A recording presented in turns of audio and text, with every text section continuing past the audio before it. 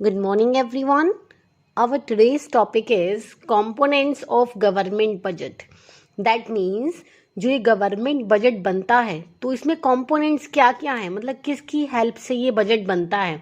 तो ऑब्वियस है, बजट चाहे गवर्नमेंट का हो या हमारा हो, बजट किसी का भी हो, इंडिविजुअल हो, फर्म हो, इंडस्ट्री हो या कंट्री हो, बजट कोई भी हो, उसमें मेन टू ही साइड्स होती है।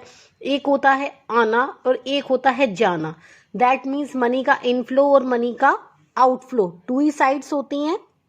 तो यहाँ हम पैसे आने को क्या बोलेंगे, गवर्नमेंट रिसीप्ट, और जाने को क्या बोलेंगे, गवर्नमेंट एक्सपेंडिचर। तो यहाँ टू साइड्स है हमारे पास, government receipts and government expenditure. तो मैं दोनों को एक्सप्लेन कर रही हूँ। ये बहुत ही ईजीएस्ट वे है इस काम को करने का। फ्लो चार्ट पहली बात तो सबसे अच्छी प्रेजेंटेशन होती है।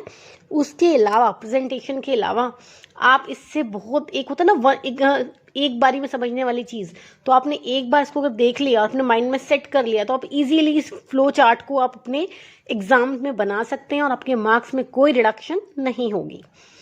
तो ये हो गया आपकी रिसीप्ट्स और ये हो गए आपके एक्सपेंडिचर। इनके अंदर भी टू साइड्स हैं, बट मेन आपको पता है कि मेन तो टू ही साइड्स होती है, रिसीप्ट्स एंड एक्सपेंडिचर। ओके, तो अब एक एक करके मैं इनको एक्सप्लेन करूंगी, ध्यान से समझेंगे one by one. Receipt, government दो तरह की इनकम रिसीव करती है। गवर्नमेंट टू टाइप्स की इनकम रिसीव करती है। जो फर्स्ट है उसको हम बोलते हैं रेवेन्यू रिसीप्ट, एंड जो सेकेंड है उसे हम बोलते हैं कैपिटल रिसीप्ट। अब ये लर्न करना is not a big deal इनके नेम, बट हम इसके अंदर जो है वो आके गड़बड़ कर देते हैं। अब वो गड़बड़ ना हो उसके लिए इसको समझने का मैंने जो फॉर्मेट बनाया है, आप उसको उस तरीके से याद कर सकते हैं। सबका अपना अपना तरीका होता है चीज़ों को समझाने का, बट अगर आपको मेरा वाला तरीका अच्छा लगे तो आप इस तरीके को अडॉप्ट कर सकते हैं। Revenue receipt, capital receipt. Receipt का मतलब होता है आना, रेवेन्यू का मतलब क्या होता है, इनकम। दैट मीन्स ये लर्निंग वे है ओनली, जो मैं आपको समझा रही हूँ। राइटिंग में आपको बताऊंगी how to write this answer. Revenue receipt, revenue means आना, रिसीप्ट मतलब भी आना। तो एक कमाई का आना, कमाई का आना मतलब ऐसी कमाई का आना जिसके बदले कुछ जाना नहीं, क्योंकि डबल डबल टू टाइम वो बोल रहे हैं आना आना, दैट मीन्स कुछ जाना नहीं। तो आपको इन चारों पॉइंट्स में 1 2 3 4 जो मैं लिखने वाली हूँ, चारों में जो कॉमन चीज रहेगी, आपके दो ही वर्ड्स रहेंगे जो कि कॉमन है। First common word is assets and second common word is liabilities. चारों में आपने assets and liabilities word use करने हैं, दैट्स इट। आपके ये दो पॉइंट्स रेडी हो जाएंगे। सबके आगे आप लिख देंगे एसेट्स एंड लायबिलिटीज, ठीक है। अब ये दो वर्ड्स आपने कॉमन लगा लिए। तो रेवेन्यू रिसीप्ट का मतलब जो पैसा सिर्फ आया ही आया, बदले में कुछ गया नहीं। तो ऐसा कौन सा पैसा है जो सिर्फ आता ही आता है, जिसके बदले में कुछ जाता नहीं, वो है गवर्नमेंट के लिए टैक्स। टैक्स और नॉन टैक्स, ये वो पैसे हैं गवर्नमेंट के जो सिर्फ आते ही आते हैं, इसके बदले कुछ देना नहीं है। कोई भी स्टूडेंट अगर मुझे ये कहता है कि नहीं मैम टैक्स के बदले ये देते हैं, गवर्नमेंट देती है, तो no, I can prove it. आप अगर आपको लगता है, आपको कोई डाउट है, आप पहले पूछेंगे, अपना क्वेश्चन रेज करें, आंसर मैं आपको दूंगी फिर। तो टैक्स और नॉन टैक्स ये गवर्नमेंट की वो इनकम है जिसके बदले गवर्नमेंट का कुछ नहीं जाता है।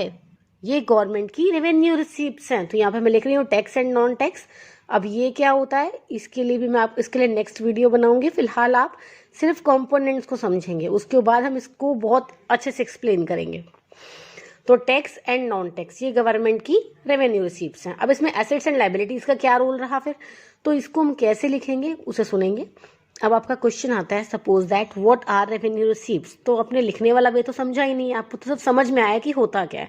Revenue receipts are those receipts which do not reduce any assets.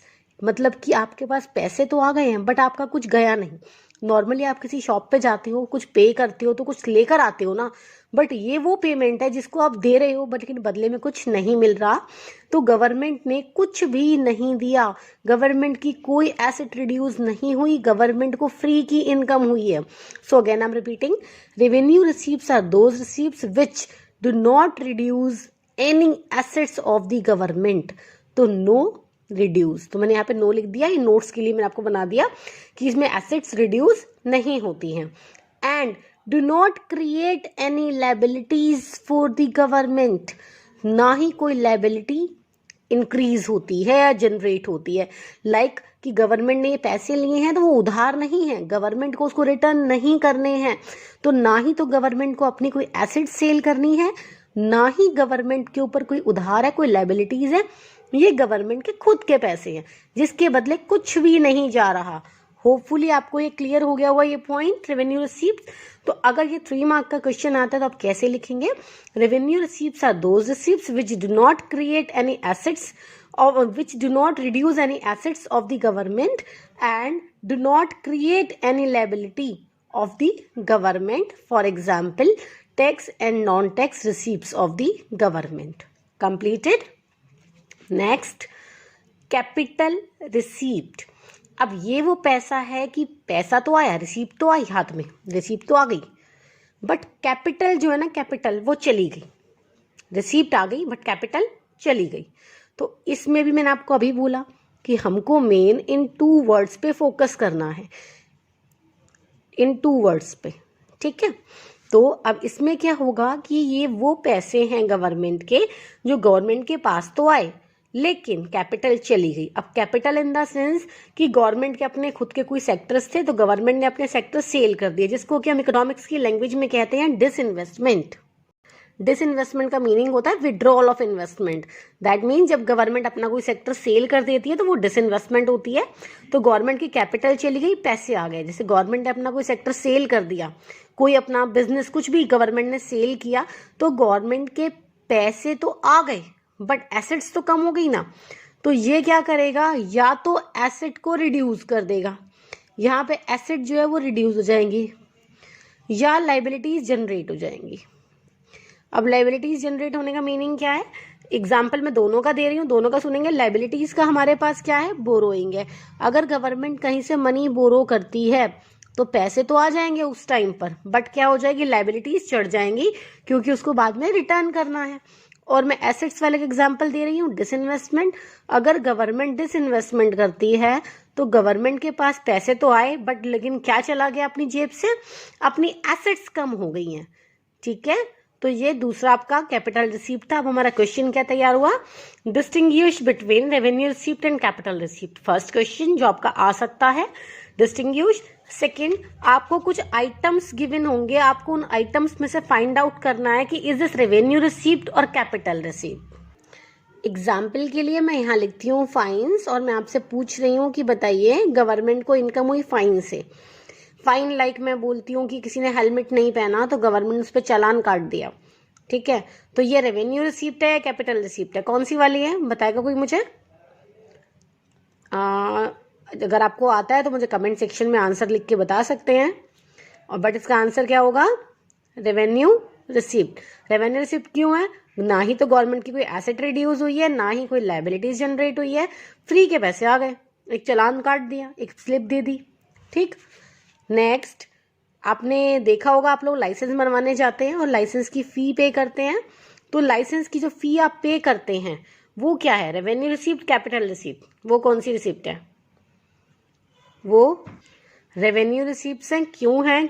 Again the answer is same कि एसेट जनरेट नहीं हुई है, लाइबिलिटी रिड्यूस नहीं हुई है, मतलब ना एसेट रिड्यूस हुई है ना लाइबिलिटीज जनरेट हुई हैं, that is why this is revenue receipt. Done. So these are the examples. Now expenditure. I hope so आपको रिसीप्ट दोनों क्लियर हो गई होंगी अच्छे से। अब हम एक्सपेंडिचर की बात करेंगे। अब थोड़ा खर्चे की बात भी कर ली जाए, कमा तो बहुत लिया, तो अब एक्सपेंडिचर पर ध्यान देंगे। अगेन एक्सपेंडिचर भी सेम वैसे ही होते हैं जैसे रिसीप्ट्स होती हैं। तो revenue expenditure, capital expenditure, revenue expenditure और कैपिटल एक्सपेंडिचर। अगेन बहुत सिंपल है, आप थोड़ा सा ध्यान देंगे, बहुत बहुत सिंपल है। अगेन वर्ड्स वही सेम रहेंगे, वर्ड्स में कुछ गड़बड़ नहीं करनी है आपको। एसेट्स एंड लाइबिलिटीज, इसमें भी 2 वर्ड्स हैं, उसमें भी 2 वर्ड्स थे आपके पास, यहाँ भी 2 वर्ड्स रहेंगे। ये 2 ही वर्ड्स हैं जो कॉन्स्टेंटली रिपीट हो रहे हैं, चारों में ये 2 ही वर्ड्स हैं, बस हमें समझना है इनका मीनिंग क्या है। अब है रेवेन्यू एक्सपेंडिचर, नाम से समझेंगे कि ये वो एक्सपेंडिचर हैं जो गवर्नमेंट ने कर तो दिए, गवर्नमेंट ने एक्सपेंडिचर कर तो दिए बट कोई रेवेन्यू नहीं आया, कोई भी रेवेन्यू नहीं आया। लाइक हम अगर कभी कोई खर्चा करते हैं, अगर मैं आपकी सिंपली बात करूं, हम अगर कभी कोई खर्चा करते हैं, दिमाग लगाना कि ऐसा कौन सा सीन है जहां हम पैसे खर्च करते हैं लेकिन हमारे हाथ में कुछ भी नहीं आता। दैट मीन्स हमारे हाथ में कोई चीज नहीं आई। ऐसा कभी होता है? आप जाते हो किसी शॉप पे, आपने कुछ पैसे दिए तो ऑब्वियसली कुछ ना कुछ लेके आओगे। क्या ऐसा पॉसिबल है कि आप पैसे भी दे दो और कुछ आए भी ना? माइंड में सोचो एक बारी। दूं एक एग्जाम्पल, आपको लगेगा कि ये तो हमें आता था, मेरे बोलने के बाद लगेगा कि ये हमें आता था, लेकिन पहले नहीं लगेगा। अभी जैसे आपका फ्रेंड आपको इनवाइट करके गया कि मेरे बर्थडे पे आ जाना इवनिंग में, बट आप नहीं जा पा रहे हैं उसके बर्थडे पे, तो आप क्या करेंगे? एटलीस्ट उसके लिए गिफ्ट तो भेज ही देंगे। तो यहाँ आपने गिफ्ट भी दे दिया लेकिन बदले में आपको कुछ भी नहीं मिला। आपको इवन पार्टी भी नहीं मिली। क्यों नहीं मिली? क्योंकि आप गए नहीं, जाते तो पार्टी मिल जाती। तो इस तरह से एक कंट्री दूसरी कंट्री को गिफ्ट देती है, और उनके गिफ्ट जो होते हैं ना बहुत बड़े बड़े होते हैं, छोटे छोटे गिफ्ट नहीं होते हैं। गिफ्ट देती है, डोनेशन देती है, कहीं फ्लड आ गई तो वहां पे हेल्प करती है। और इवन हमारी कंट्री के अंदर, मैं एक कंट्री से दूसरी कंट्री की बात ही नहीं कर रही, अगर सिमिलर मैं अपनी कंट्री की बात करूं सिंपल, तो हमारी कंट्री में भी गवर्नमेंट बूढ़ों को पेंशन देती है, बच्चों को स्कॉलरशिप देती है, हैंडीकैप को पेंशन देती है। क्या उसके रिटर्न में गवर्नमेंट उनसे कुछ भी लेती है? नहीं लेती है। गवर्नमेंट कुछ भी नहीं लेती उनसे। तो यहाँ पर गवर्नमेंट की ना ही तो कोई एसेट जनरेट हो रही है, नो एसेट जनरेशन, मतलब पैसे भी दे दिए लेकिन कुछ मिल भी नहीं रहा, ना ही कोई कर्जा उतर रहा है, ना ही कोई लायबिलिटी रिड्यूस हो रही है। जैसा जो कर्जा जहां चढ़ा हुआ था वहां पे वो उतना ही है। तो इसको आप लिखेंगे कैसे? Revenue expenditure are those expenditure where no asset generation and no reduction in liabilities. There is no reduction in liabilities and no asset generation.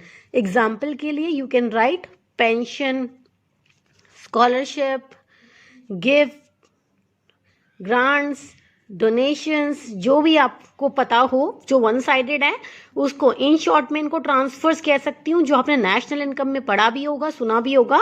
In short these are transfers payment. Okay, clear हो गया? Next is capital expenditure.